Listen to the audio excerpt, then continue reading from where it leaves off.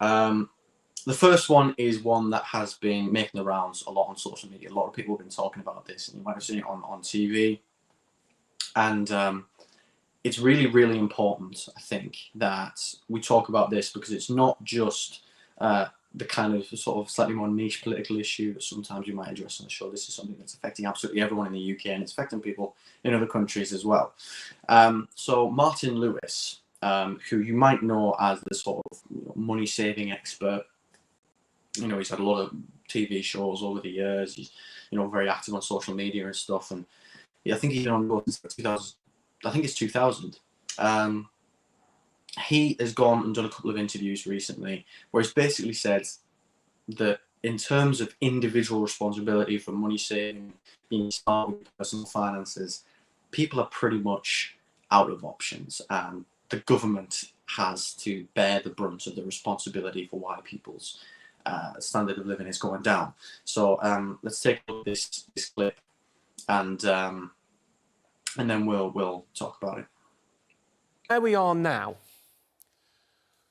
we are in the worst position I have seen since I started being the money-saving expert back in 2000 for people's pockets.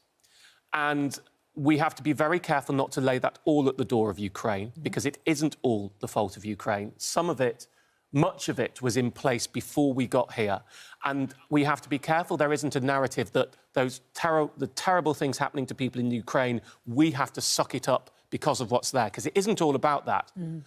I think we have to suck a little up, but I think equally the Chancellor has to suck his ideology up of wanting to be a low-tax Chancellor, because this isn't the time. And with energy bills looking to rise £1,300 in a year, which is absolutely what is nailing this more than anything else, people will need help, or they will have to choose between starving and freezing. When I say I'm virtually out of tools, that's because in past times I would say you're paying too much, you're on the price cap, you need to fix, and here's the savings. There are no fixes available on the open market that anyone should be going for. There are very few existing customer fixes. Most people have already cut their usage back. Most people have insulated their homes as much as they can, although we could do with more support for insulating people's homes better. All the usual tricks, all the usual tools are gone. So what we have to do is look at government and say, you need to bring prices down, especially for the poorest, and rising up to some in the middle who, while they may be able to afford the cost of living increase, as in they can pay for it, everything else in their life is going to have to go. So it's a massive standard of living drop. And that's the position we're in today, and it's very scary. That's incredibly distressing. There's this sort of myth in capitalist societies like the one that we live in, that that most of the time, if someone's languishing in poverty, if someone's struggling financially, it's really just because they can't, handle their money very well. They may be lazy or something like that, and that's never really been true. Of course, for some people who are better at sorting out their personal finances than others, and obviously, it's always the case that some people are harder workers than others, some people are smarter than others, some people, all of these things. But absolutely no one is languishing in poverty simply because they're not very good with their personal finances, because they have a phone, or they have a TV, or they have an Xbox, right? And that myth became very, very popular sort of after the 1980s with the sort of Thatcherite revolution. And what Martin Lewis is talking about here is something that I hope the rest of the British public can really sort of wise up to. Because at the end of the day, no one in this country is not going to be affected by this except the absolute richest. So we're talking about the ultra wealthy.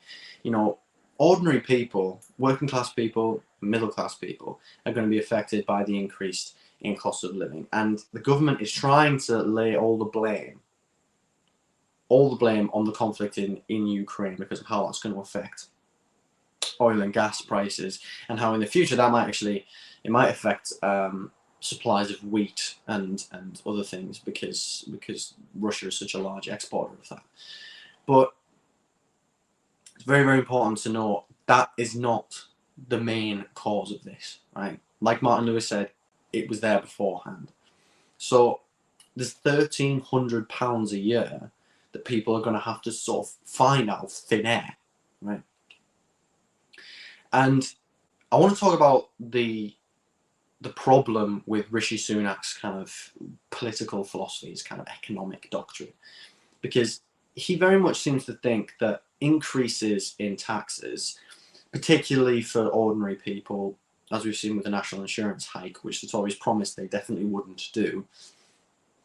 But, you know, I mean, a broken promise, that's just, you know, that's bread and butter for the Tories, isn't it? But the point is that this broken promise of increasing national insurance is not to pay for increased funding for the NHS. It's not to pay for infrastructure projects in the future.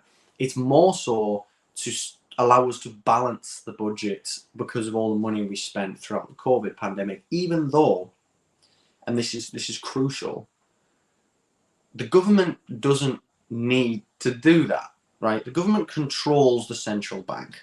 The government can decide how much revenue is how much money is created and pumped into the economy. The deficit is not necessarily a bad thing. The danger when it comes to lots of spending is inflation. And right now, ordinary people are getting screwed over. Their quality of life is dropping significantly. People are getting hit really hard. They're working hard. They're struggling to make ends meet. And they're having to choose between feeding their kids or feeding themselves, you know, paying for their water bill or paying for their electricity bill. It's absolutely disgusting in the UK that we could have a situation like that. Even if you wanted to, you said no, we're not going to add more to the deficit. We have to get this money from tax revenue. There are plenty of places. You know, there's well over £10 billion in the UK that we could access. That's in there from that's sort of scurried away in tax havens, right? Tax loopholes are allowing the ultra wealthy and large corporations to be able to not pay their fair share of taxes. Close those loopholes. Obviously, the Tories won't do that, and we all know why they won't do that. It's because those same ultra wealthy people donate lots of money to the Conservative Party, and they expect sort of favours in return. But don't let anyone tell you that this is just how the cookie crumbles. This is all because of Ukraine. It's absolutely not, and the government could do a lot more to handle that. And the government in France, the government in the Netherlands, the government in Germany, all of those governments have taken way better steps to mitigate this than our government. Because, like I said, it's not just the harsh reality of the current global economy. It's a political choice.